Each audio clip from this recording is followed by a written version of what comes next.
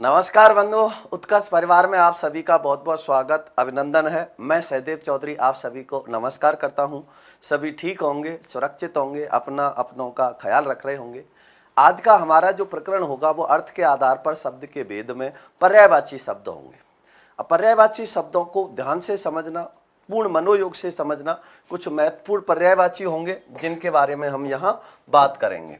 तो आज हमारा जो प्रकरण है वो कौन सा है, तो हमने एकार्थी पढ़ लिया था, अनेकार्थी पढ़ लिए थे। इसके बाद में तीसरा कौन सा होता है, पर्यायवाची शब्द होता है। अब पर्यायवाची शब्द किसको कहते हैं, क्या होते हैं पर्यायवाची, तो आपको इसका भी ध्यान रखना है।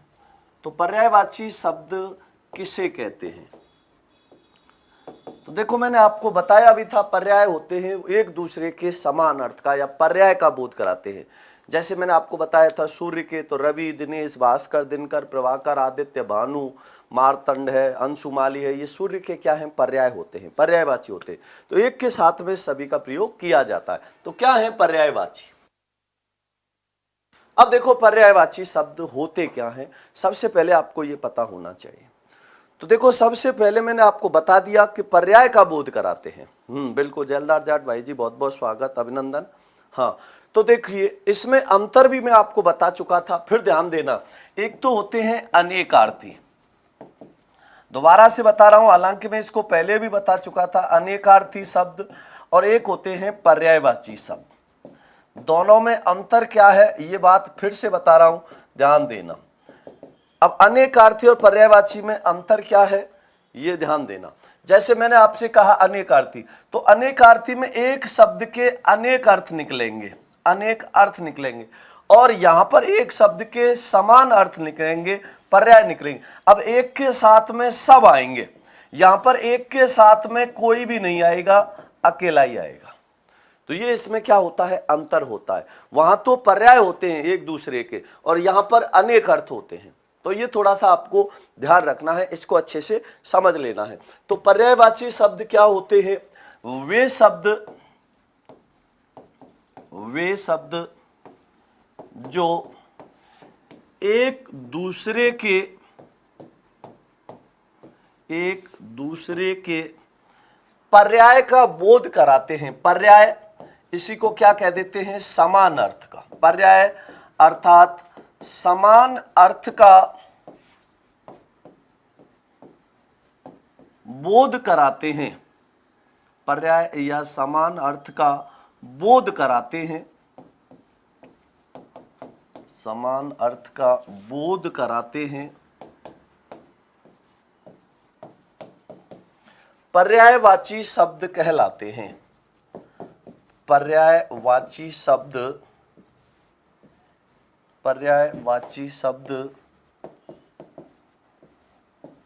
कहलाते हैं,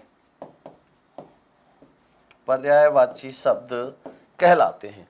तो ये किसका बोध कराते हैं, समान अर्थ का बोध कराते हैं, पर्याय का बोध कराते हैं, इसलिए इनको क्या कहते हैं, पर्यायवाची शब्द कहते हैं। कैसे कहते हैं, ध्यान देना, समझना। जैसे मैंने आपको एक बहुत ही सरल उदाहरण बताया था, याद होगा, जैसे मैंने आपको बताया था आभूषण का। अब आभूषण के जो समान अर्थी या पर्यायवाची होते हैं वो क्या क्या होते हैं, तो आभूषण का विभूषण होता है, भूषण होता है, विभूषण भी होता है,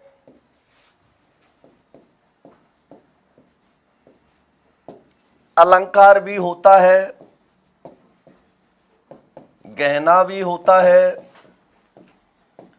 और जेवर भी होता है। तो ये इसके क्या हैं, पर्यायवाची हैं या समानार्थी हैं। तो जो समान अर्थ का या पर्याय का बोध कराते हैं क्या कहलाते हैं, पर्यायवाची कहलाते हैं। तो वे शब्द जो एक दूसरे के समान अर्थ या पर्याय का बोध कराते हैं पर्यायवाची कहलाते हैं। हाँ बिल्कुल, तो इसका भी आपको ध्यान रखना है। अब इसी प्रकार मैं और भी लिख रहा हूं, ध्यान देना। एक आपको जो विशेष ध्यान देना है वो किसका देना है, एक तो स्त्री का और एक किसका, पत्नी का। इन दोनों में अंतर आपको अच्छे से पता होना चाहिए, इसका आपको जरूर ध्यान रखना है। हाँ बिल्कुल, तो देखिए इसमें मैंने लिखा है यहां पर, जैसे स्त्री, अब स्त्री के पर्यायवाची का बोध कराएंगे, तो जो स्त्री के पर्यायवाची होते हैं वो क्या क्या होते हैं?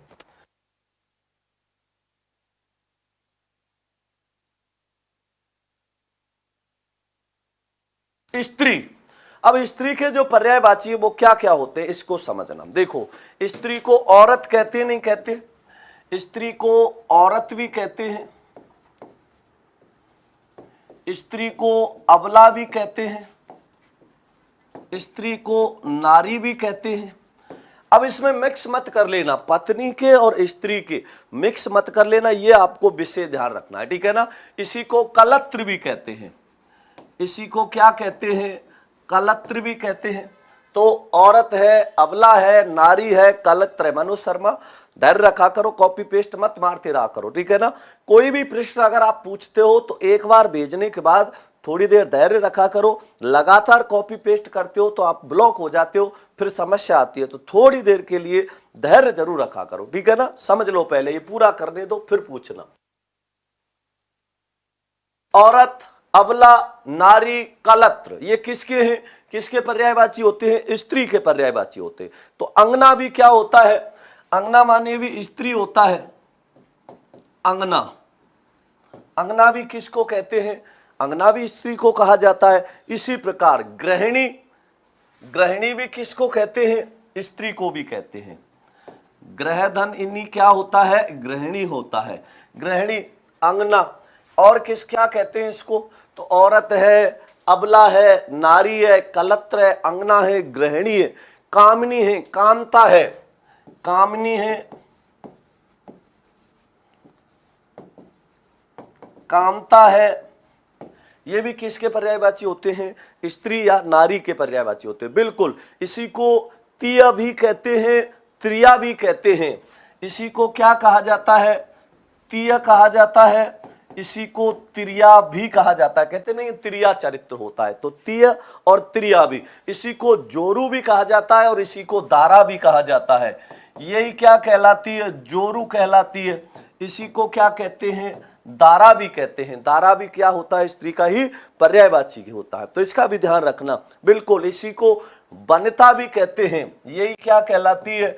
वनिता भी कहलाती है। नारी में लिख ही चुका हूं, तो इसी को दारा कहते हैं, वनिता कहते हैं, नारी भी कहलाती है, बिल्कुल। इसी को मानव, धनई, मानवी कहते हैं। तो मानवी, भामिनी, भामा। तो भामा, भामिनी,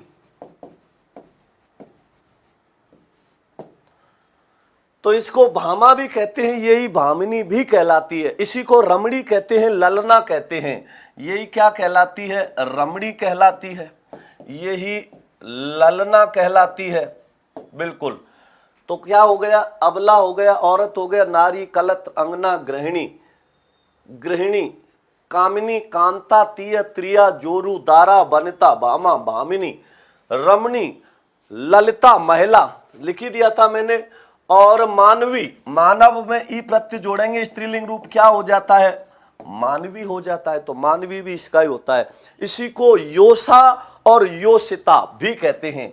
इसी को क्या कहा जाता है? योसा कहा जाता है। इसी को योसिता भी कहा जाता है। यही क्या कहलाती है? योसा, और यही योसिता भी कहलाती है। तो इसका भी ध्यान रखना। वामा और वनिता, क्योंकि ये वाम अंग रहती है, इसको इसलिए वामा भी कहते हैं। तो वामा भी होगा और वनिता भी होता है, तो ये भी ध्यान रखना, क्योंकि ये वाम अंग रहती है। वाम अंग मतलब बाएं ओर रहती हैं, इसलिए इनको, हाँ बिल्कुल, वनिता, वामा भी कहा जाता है। तो वामा का भी ध्यान रखना है, ठीक है ना। तो औरत, अबला, नारी, कलत्र, अंगना, गृहिणी, गृहिणी, कामिनी, कांता, तिय, त्रिया, जोरू, दारा, वनिता, भामा, भामिनी, रमणी, ललना, मानवी, योसा, योसिता और वामा। वामा का भी ध्यान रखना, क्योंकि वाम अंग रहती है, वाय अंग रहती है, इसलिए इसको वामा भी कहा जाता है। तो इसका भी आपको ध्यान रखना है, अच्छे से समझ लेना है। तो ये किसके हो गए? स्त्री के पर्यायवाची हैं। तो स्त्री के समझ आ गए होंगे। अब इसके आगे स्त्री के और पत्नी के पर्यायवाचियों में अंतर विशेष ध्यान रखना है, क्योंकि अगर थोड़ा सा भी कठिन बनाएगा तो वो क्या करेगा? पत्नी और ये एक जैसे हो जाते हैं। तो पत्नी और नारी स्त्री के अलग अलग होते हैं। तो पत्नी और स्त्री के एक ही मत समझ जाना, दोनों के अलग अलग होते हैं। समझ आया नहीं आया? तो इसका भी आपको ध्यान रखना है, ठीक है ना।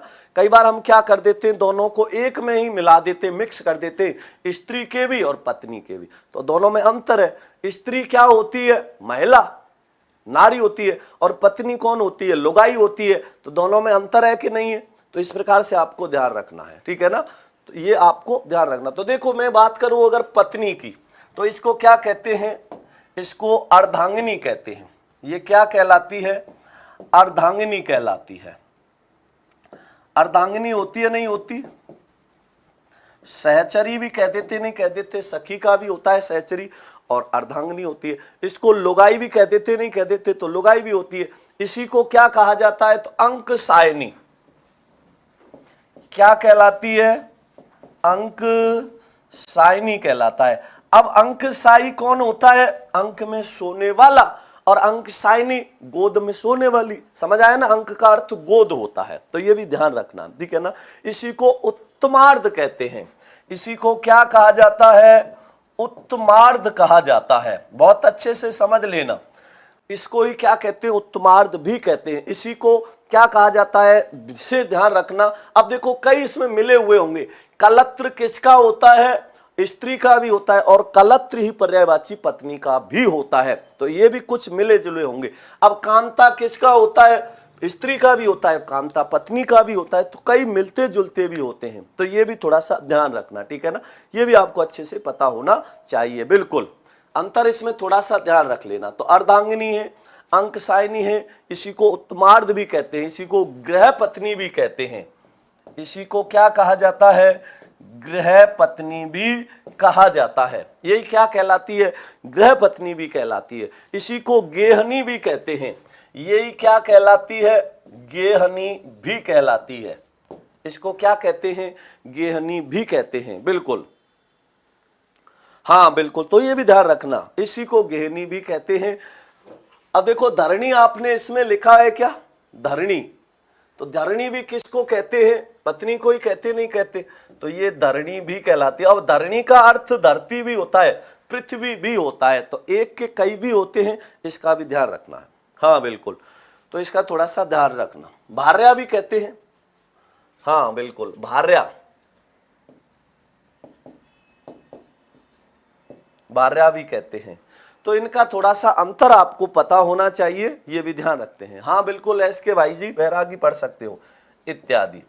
तो आपको इनमें अंतर ध्यान रखना है, ठीक है ना। मूल आपको ध्यान रखने हैं।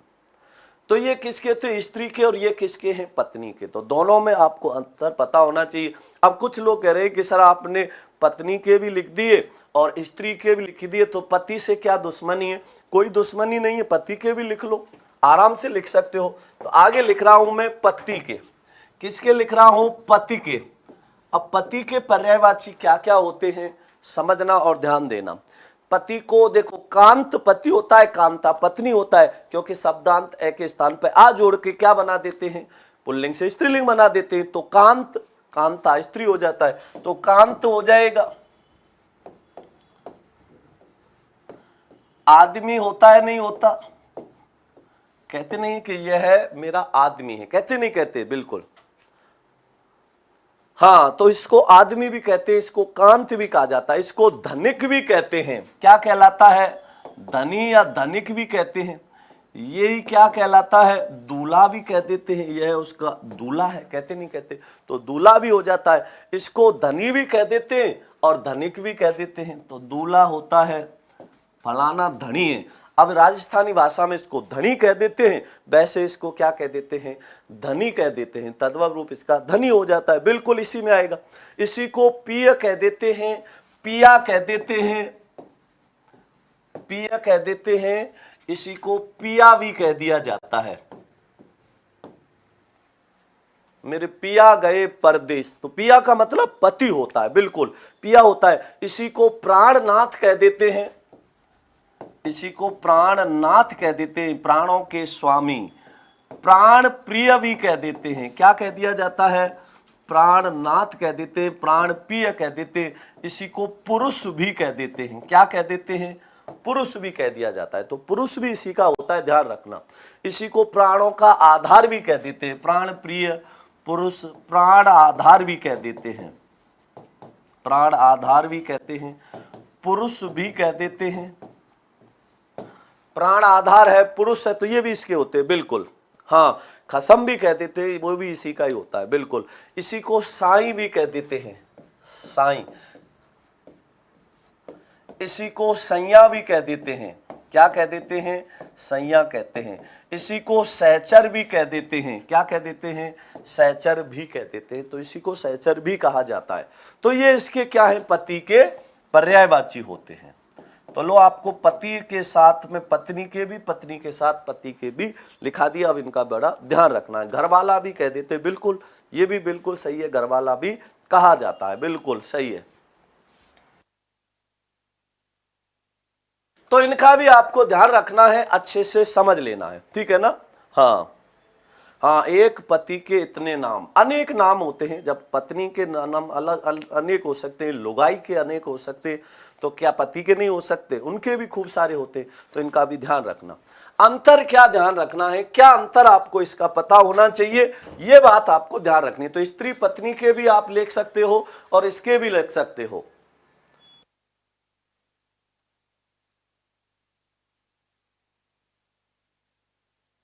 आगे समझिए। तो यहां तक तो समझ भी आ गया।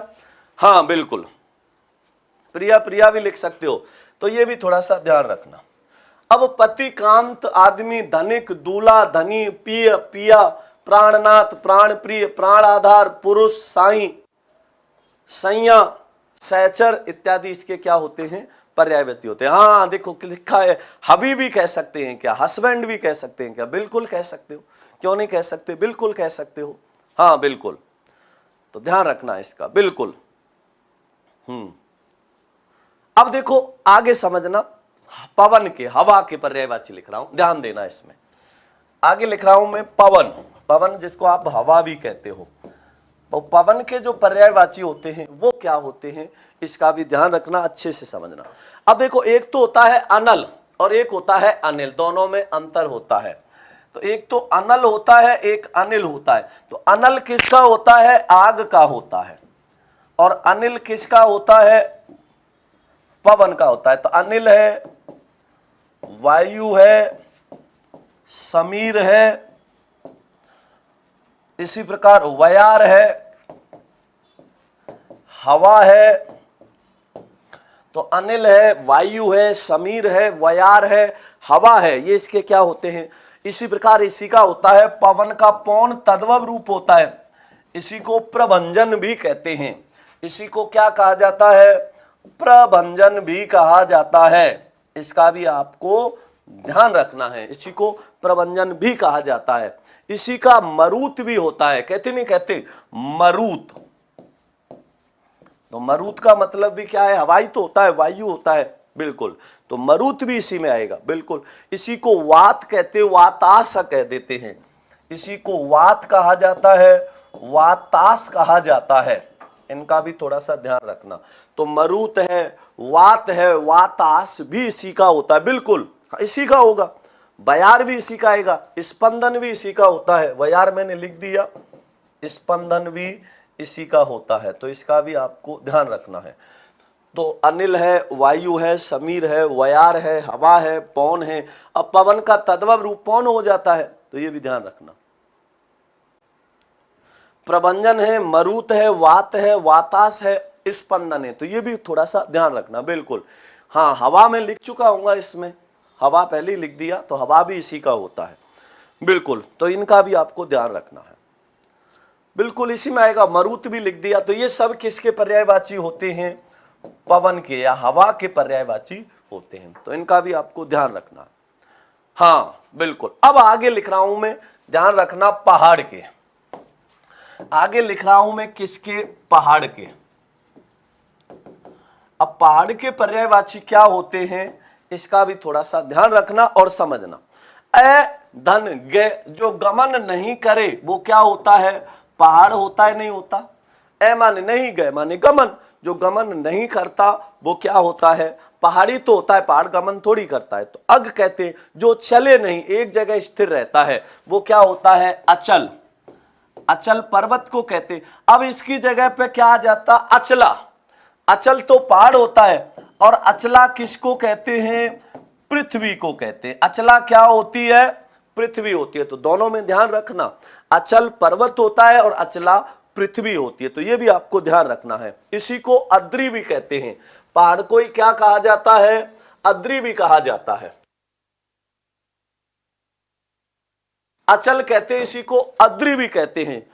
इसी को क्या कहते हैं? अद्री भी कहते हैं। और नग, नग भी क्या होता है? पहाड़ होता है, नहीं होता?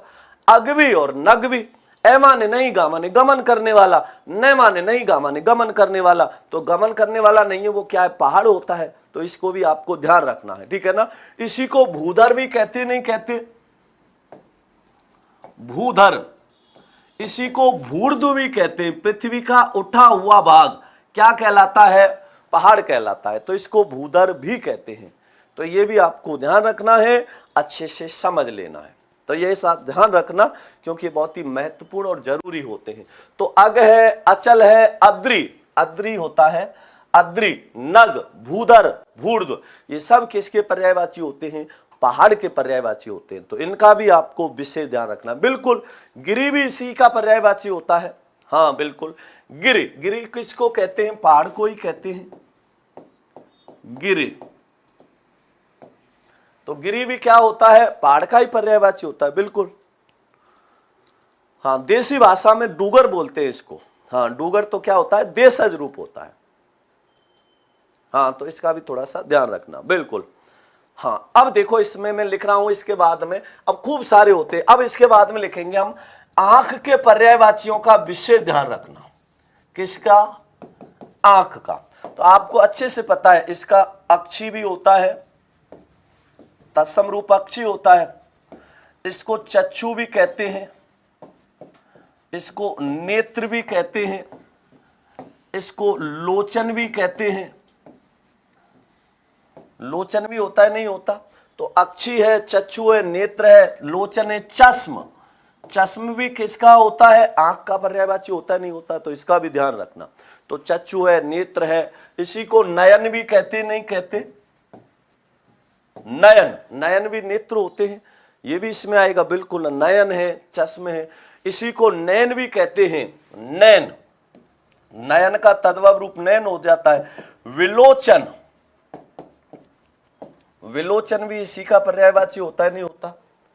हाँ, द्रग भी कहते, नहीं कहते? द्रग, द्रग, तो द्रग भी इसी का पर्यायवाची होता है। इसका भी ध्यान रखना, ठीक है ना। तो वैसे तत्सम रूप इसका क्या होता है? दृक होता है। तो दृक भी इसका होगा। बिल्कुल आएगा, इसी में आएगा। हाँ, नजर, ये सब किसके पर्यायवाची होते हैं? आंख के पर्यायवाची होते हैं। बिल्कुल, एक ही होते। कौशल सिंह अलग क्यों होंगे? हाँ बिल्कुल, नेत्र भी होता है। नेत्र नहीं लिखा क्या? नेत्र भी लिख दो, नेत्र भी इसी में आता है, नेत्र है। तो अक्षी, चक्षु, नेत्र लिख तो दिया मैंने पहले ही, दोबारा क्यों लिखवा रहे हो? तो अक्षी है, चक्षु है, नेत्र है, लोचन है, चश्म है, नयन है, नैन है, विलोचन है, दृग है, नजर है, ये सब किसके पर्यायवाची होते हैं? आंख के पर्यायवाची होते हैं। अब इसी के साथ आपको याद रखना है आकाश के पर्यायवाचियों का भी, इनका भी आपको विशेष ध्यान रखना है। आकाश के जो पर्यायवाची होते हैं ये भी बहुत ज्यादा महत्वपूर्ण होते हैं, इनका भी आपको ध्यान रखना है। अब आकाश के पर्यायवाची होते हैं वो क्या होते हैं? जैसे शून्य, शून्य आकाश का पर्यायवाची होता है। तो नभ है, नभ है, अब्र है, अंबर है, शून्य है, नाक है। अगर नाक आए तो नाक कहते हैं आकाश को, और नाक पति आ जाए तो वो होता है इंद्र का पर्यायवाची। तो अंतर ध्यान रखना। क्या ध्यान रखना है? अगर नाक आ जाए तब तो वो क्या है? आकाश है, और नाक पति आ जाए वो किसका होता है? इंद्र का होता है। इसको गगन भी कहते, नहीं कहते, इसको गगन भी कहा जाता है। इसी को क्या कहते हैं, व्योम भी कहते हैं और फलक भी कहते हैं। इसी को व्योम भी कहा जाता है, यही क्या कहलाता है, फलक तक चल साथ मेरे, आता है नहीं आता, हाँ, तो ये भी ध्यान रखना, फलक भी इसी को कहा जाता है। बिल्कुल आपके बिल्कुल सही है, नाक भी कहते हैं, मैंने बता दिया ना, नाक भी होता है। इसी को द्यू भी कहते हैं और इसी को खगोल भी कहा जाता है। खगोल और द्यू, द्यू भी इसी को कहते हैं। तो द्यू आकाश को ही कहा जाता है। बिल्कुल, इसको अनंत भी कहते हैं और तारापथ भी कहते हैं। अनंत और तारापथ ये सब किसके पर्यायवाची होते हैं, आकाश के पर्यायवाची होते हैं। तो इनका भी आपको ध्यान रखना है। हाँ, तो नभ, अब्र, अंबर, शून्य, नाक, गगन, व्योम, फलक, खगोल, द्यू, अनंत, तारापथ ये सब किसके पर्यायवाची होते हैं, आकाश के होते हैं। इसका भी आपको ध्यान रखना है। बिल्कुल, अब इसके आगे बात करेंगे हम किसकी, आशीर्वाद के पर्यायवाची की। तो आशीर्वाद के पर्यायवाची क्या होते हैं ये भी आपको ध्यान रखना है। हाँ बिल्कुल, आशीर्वाद,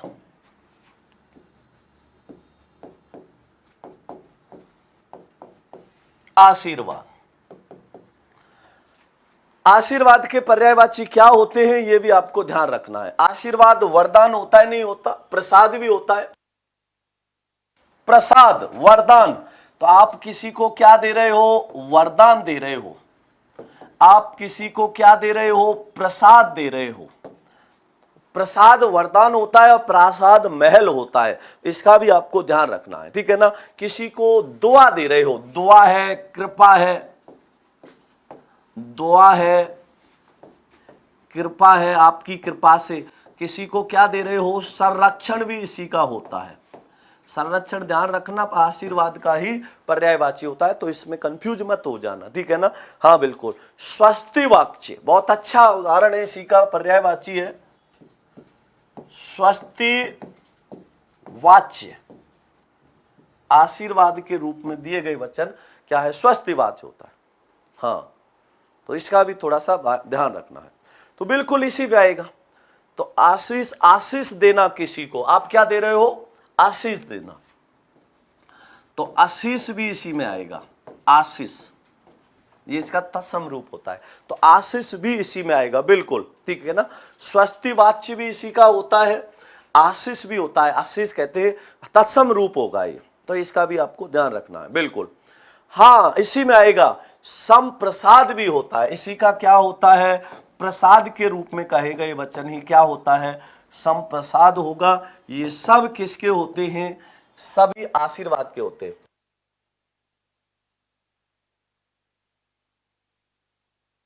आगे समझ में नहीं आया तो इनका भी आपको ध्यान रखना है। बिल्कुल, हाँ स्नेह भी होता है। बिल्कुल,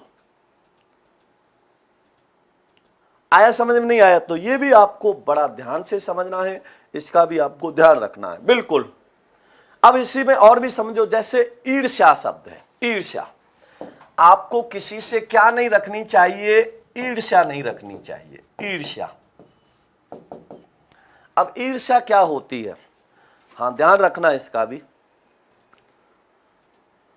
अब ईर्ष्या का मतलब क्या है, किसको कहते हैं, ईर्ष्या कहते हैं किसी से आप खार खा के बैठ गए, होता है नहीं होता, तो खार है, वैमनस्य है। तो ईर्ष्या का मतलब क्या होता है, खार होता है, वैमनस्य होता है, खार है, वैमनस्य है। सर अंतरिक्ष के, कौशल भाई धैर्य रखो, बिल्कुल लिखाऊंगा, अंतरिक्ष के भी लिखाऊंगा। पहले एक बार इनको समझ लो। कोई भी आपका पर्यायवाची बहुत महत्वपूर्ण लगता हो बेझिझक बताना, मैं उसके भी जरूर लिखाऊंगा। आपने कहा अंतरिक्ष के, तो अंतरिक्ष के भी लिखाऊंगा, ठीक है ना। पहले एक बार इसके समझ लो, फिर अंतरिक्ष के समझ लेना आराम से। तो एक बार इनको लिख लो पहले, ठीक है। ईर्ष्या का मतलब क्या है, आप किसी से खार खाए बैठे, कहते नहीं कहते वो मुझसे खार खाए बैठा है, तो ये भी किसका होता है, इसका होता है। तो खार है, वैमनस्य है, तो खार हुआ, वैमनस्य हुआ, ये इसके किसके होते हैं, ईर्ष्या के होते हैं। और समझो इसमें, इसी को द्वेष भी कहते हैं। क्या कहलाता है? ये द्वेष भी कहलाता है। तो द्वेष, हालांकि द्वेष में और ईर्ष्या में थोड़ा सा अंतर होता है, लेकिन फिर भी ये इसी के पर्यायवाची में माना जाता है। बिल्कुल इसी, किसी से आंट बैठा लिया आपने, कहते नहीं कि मैंने आंट बांध ली है, खुन्नस बांध ली है। खुन्नस भी कहते नहीं कहते, मुझे उससे क्या हो गई है? खुन्नस हो गई है। इसी को जलन भी कहते हैं, जलन, बहुत ज्यादा जलन हो रही है। इसी को डाह भी कहते हैं। इसी को क्या कहा जाता है? डाह भी कहा जाता है। तो डाह भी इसी का होता है। बिल्कुल। इसी को कीना भी कहते हैं। ध्यान रखना, कीना भी कई बार पूछ लिया जाता है। तो कीना भी क्या होता है? ईर्ष्या ही होती है। तो ये भी विषय ध्यान रखना। वैर है, स्पर्धा है, उससे वैर हो गया, उससे स्पर्धा हो गई। तो वैर है, स्पर्धा है, ये ईर्ष्या के ही होते हैं। इसी को असूया भी कहते हैं। क्या कहा जाता है? असूया भी कहा जाता है। ये सब किसके पर्यायवाची होते हैं? ये ईर्ष्या के होते हैं। अब आप कह रहे थे अंतरिक्ष के पर्यायवाची, बिल्कुल लिखाऊंगा, अंतरिक्ष के भी लिख सकते हो। आगे लिखो अंतरिक्ष के पर्यायवाची। अब देखो अंतरिक्ष के पर्यायवाची लिख लो, लेकिन एक बात और समझना, अंतरिक्ष क्या होता है? धरती और आकाश के बीच का स्थान क्या कहलाता है? अंतरिक्ष कहलाता है। और धरती और आकाश के मिलन का स्थान क्षितिज कहलाता है। तो ये भी आपको ध्यान रखना है। अब देखो इसमें, इसको क्या कहते हैं? नभ मंडल कह देते हैं। इसको नभ मंडल कह देते हैं। इसी को गगन मंडल कह देते हैं। गगन मंडल कह देते हैं। इसी को क्या कह देते हैं? तो नव मंडल है, गगन मंडल है। इसी को क्या कह देते हैं? आकाश मंडल भी कह देते हैं। क्या कहा जाता है इसको?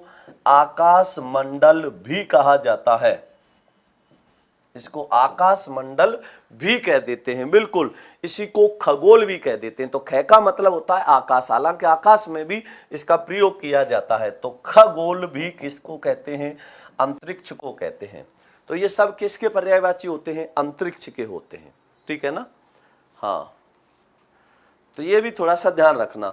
तो नवमंडल, गगन मंडल, ये सब किसके पर्यायवाची? तो इनका भी आपको ध्यान रखना है, अंतरिक्ष के पर्यायवाची होते हैं। अब आगे समझो, इसके आगे तो यहां तक समझ आ गया होगा। अंतरिक्ष के सौर मंडल भी कह देते हैं अंतरिक्ष को। बिल्कुल, सौर मंडल भी इसी का होता है। तो नवमंडल, गगन मंडल, आकाश मंडल, खगोल, ये सब किसके हैं? अंतरिक्ष के हैं। बिल्कुल, खगोल मंडल भी होता है।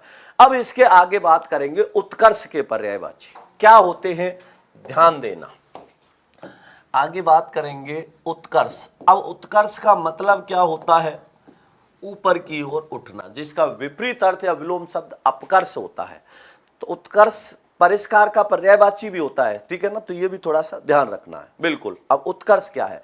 उत्कर्ष कहते हैं उन्नति को। वह अपने उत्कर्ष पर है, अपनी उन्नति पर है, वह अपने चरम पर है।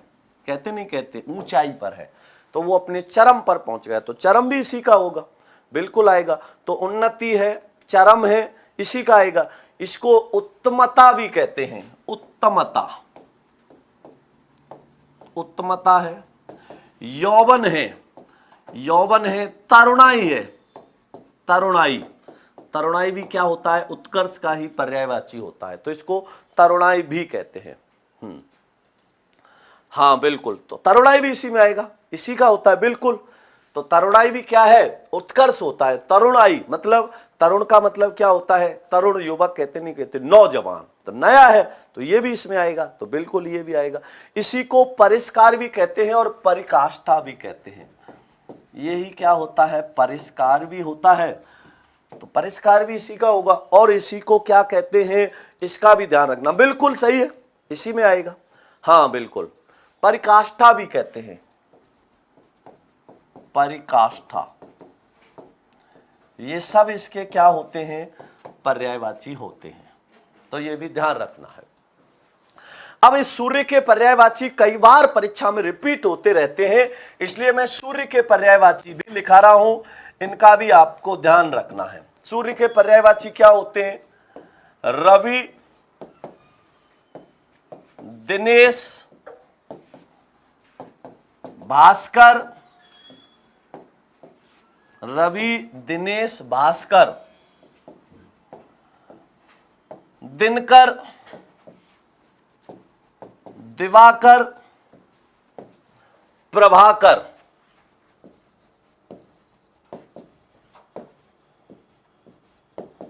आदित्य, भानु,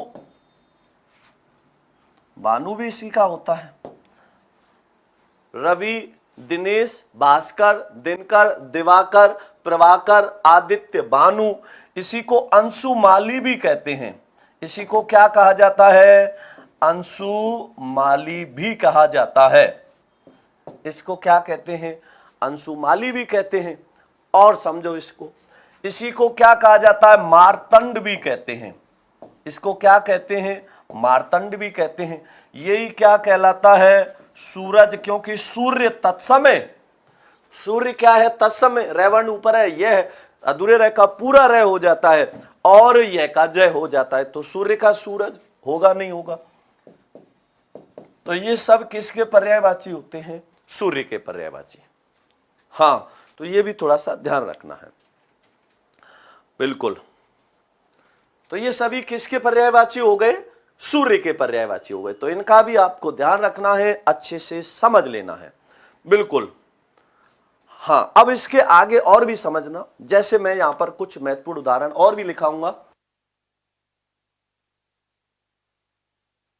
तो सूर्य के कई बार परीक्षा में रिपीट होते रहते हैं, इसलिए इनका भी आपको ध्यान। अब बात करेंगे किसकी? कामदेव की।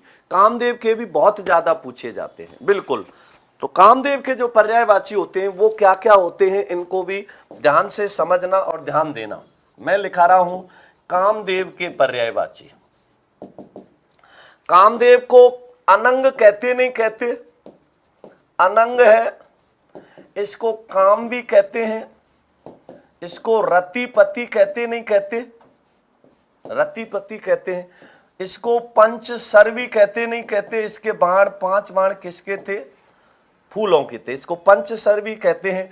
इसको मन में जन्म लेने वाला होने के कारण मनोज भी कहते हैं। इसी को क्या कहा जाता है? मनसिज भी कहते हैं, क्योंकि मन में ही जन्म ले लेता है, इसलिए इसको मनसिज भी कहते हैं। तो क्या कहा मैंने? अनंग है, काम है, रतिपति है, पंचसर है, मनोज है, मनसिज है, और इसी को पुष्प धनवा, कुसुम धनवा भी कहते हैं। तो इसी को कुसुम धनवा, कुसुम होता है फूल का, तो इसको कुसुम धनवा भी कहते हैं, फूलों का है धनुष जिसका। इसी को पुष्प धनवा भी कहते हैं, जिसका धनुष किसका है? पुष्प का है। तो कुसुम धनवा है, पुष्प धनवा भी इसी को कहते हैं। इसी को मकर केतु और मीन केतु भी कहते हैं। तो ये क्या कहलाता है? मकर केतु भी कहलाता है, और इसी को मीन केतु भी कहते हैं। क्या कहलाता है? मीन केतु भी कहा जाता है। तो मकर केतु होगा, मीन केतु भी यही होगा। इसी को क्या कहते हैं? मनमथ कहते हैं। इसी को क्या कहा जाता है? ये मनमथ का ध्यान रखना, बहुत बार पूछा जाता है। तो मनमथ भी इसी का होता है। इसी को स्मर भी कहते हैं, मार भी कहते हैं और मदन भी कहते हैं। तो स्मर है, मार है, मदन है। तो ये सब किसके पर्यायवाची होते हैं? कामदेव के पर्यायवाची होते हैं। ये भी आपको ध्यान रखना है। हाँ बिल्कुल। तो पार्ट 2 ही तो होगा ये। पहला हमने एकार्थी अनेकार्थी का पढ़ लिया, पार्ट दूसरा पर्यायवाची का हो गया। तो बिल्कुल ये दूसरा भाग होगा इसका, ठीक है ना। तो क्या कहा कि कामदेव के अनेक अर्थ होते हैं, अनेक पर्याय होते हैं। तो कौन कौन से होते हैं ये मैं आपको लिख रहा हूं। हाँ बिल्कुल, तो ये भी थोड़ा सा आपको ध्यान रखना है। हाँ, अब आगे समझो। अब इसके अलावा और क्या होता है? खूब सारे और भी उदाहरण हैं, और भी यहां पर लिखेंगे, समझना। तो यहां तक समझ आ गया होगा, आगे समझिए।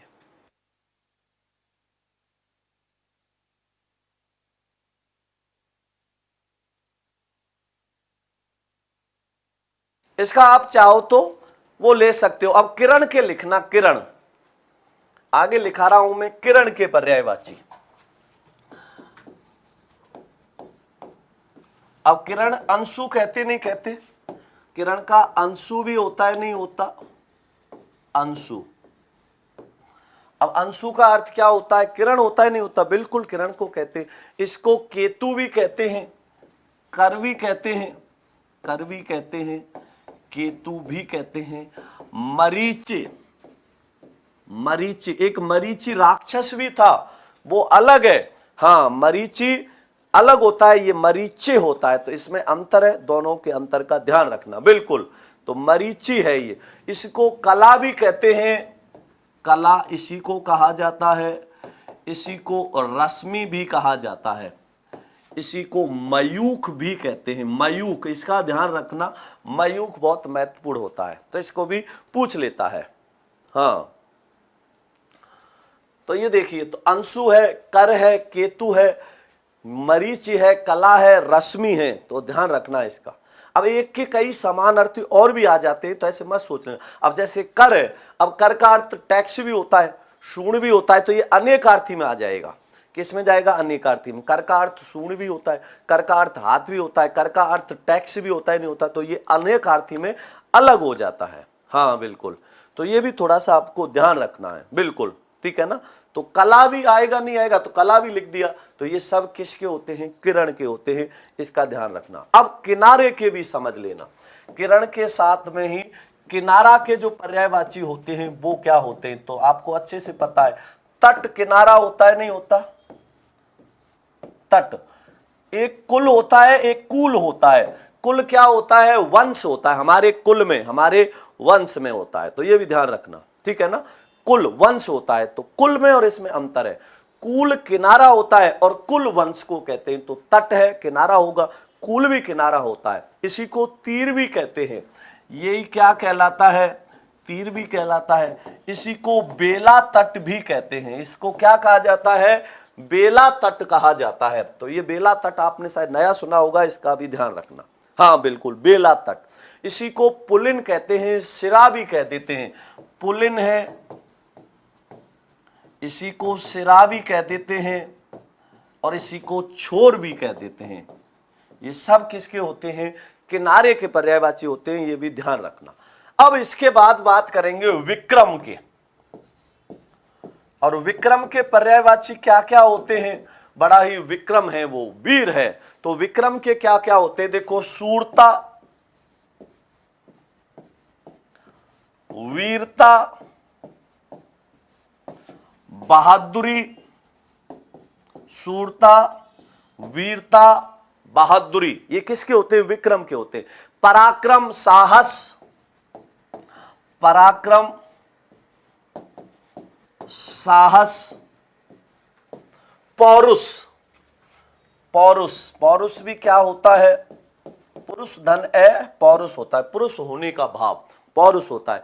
इसी को कहते हैं दिलेरी, जावाजी, बड़ा ही दिलेर आदमी है, दिलेरी, जावाजी कहते नहीं, बड़ा जावाज है, तो जावाजी भी इसी को कहते हैं। तो पौरुष है, दिलेरी है, जावाजी है, बड़ा जावाज आदमी कहते नहीं कहते? हाँ, तो ये भी ध्यान रखना। और सूरताई, सूरताई का मतलब वीरता से युक्त होता है। ये सब किसके पर्यायवाची होते हैं? विक्रम के पर्यायवाची होते हैं। किसके होते हैं? बहादुर के पर्यायवाची होते हैं, विक्रम के पर्यायवाची होते हैं। तो इनमें थोड़ा सा अंतर का आपको ध्यान रखना है, किरण और किनारा और विक्रम, ये बहुत महत्वपूर्ण है, इनका आपको विशेष ध्यान रखना है। हाँ, जिगरा भी बिल्कुल सही बात है। पांचाल में कौन सा प्रत्यय है? कांता कुमावत, पांचाल में ए प्रत्यय है, ठीक है ना। पंचाल धन ए, पांचाल हो जाता है, और पांचाली में ई प्रत्यय होता है, पंचाल धन ई, पांचाली हो जाता है। पांचाल नरेश की पुत्री पांचाली कहलाती है। हाँ बिल्कुल, तो ये भी आपको ध्यान रखने हैं। बिल्कुल, आया नहीं आया समझ में? तो इनका थोड़ा सा ध्यान रखना। तो आज के लिए इतना ही काफी है। सभी भाई बहन मिलेंगे रात को 9 बजे महत्वपूर्ण प्रश्नोत्तरी में। तब तक के लिए सभी को नमस्कार, धन्यवाद, जय श्री कृष्णा, राधे राधे।